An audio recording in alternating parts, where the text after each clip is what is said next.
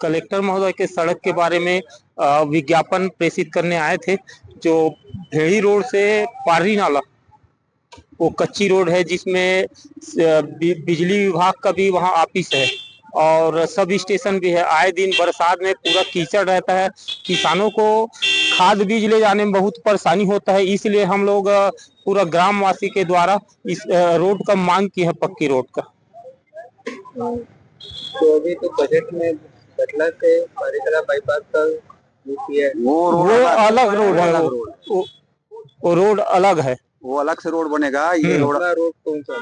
अपना रेशम पालन केंद्र के बाजू से जाएगा और पारी गठला नाला में टच हो जाएगा। रोड बना हुआ है कच्चा रोड, किसी को मुआवजा देने की जरूरत ही नहीं है उसपे, मतलब मरम्मत का। हाँ, मरम्मत का। हाँ, खेत है, किसानों का नेमचंद साहू, पूर्व सरपंच गढ़।